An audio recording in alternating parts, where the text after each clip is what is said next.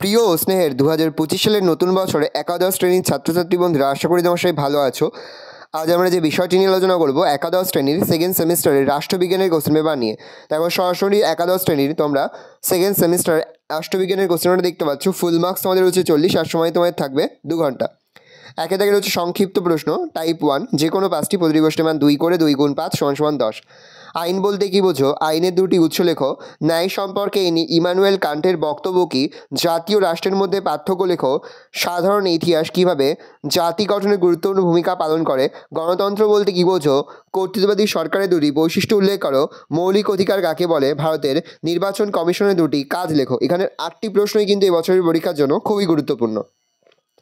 2000 সংক্ষিপ্ত প্রশ্ন টাইপ 2, যে কোনো 3টি প্রতিটি প্রশ্নের মান 4 করে 4 গুণ 3 = 12। জাতির আত্মনিয়ন্ত্রণের অধিকারের সপক্ষে যুক্তি দাও। জাতীয়তাবাদ সম্পর্কে রবীন্দ্রনাথ ঠাকুরের ধ্যান ধারণাটি সংক্ষেপে আলোচনা করো।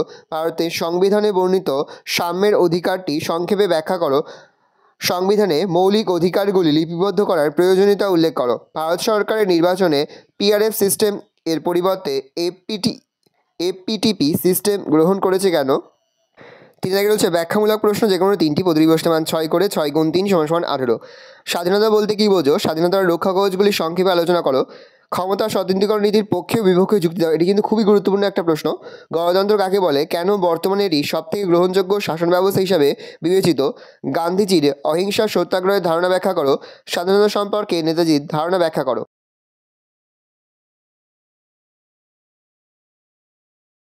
এই রয়েছে টোটাল তোমাদের সেকেন্ড সেমিস্টারের একাদশ শ্রেণীর রাষ্ট্রবিজ্ঞানের কোশ্চেন পেপার। ভালো প্রশ্নটা দেখে নাও। আশা করি ভিডিওটা ভালো লেগেছে।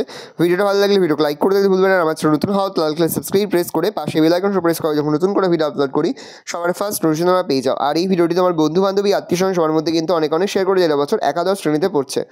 আশা করা যায় প্রতিটি বিষয়ের মতো রাষ্ট্রবিজ্ঞানের ক্ষেত্রেও তোমরা কিন্তু আমাদের সাজেশন অংশ থেকেই 80 থেকে 90% কিন্তু কমন পেয়ে যাবে।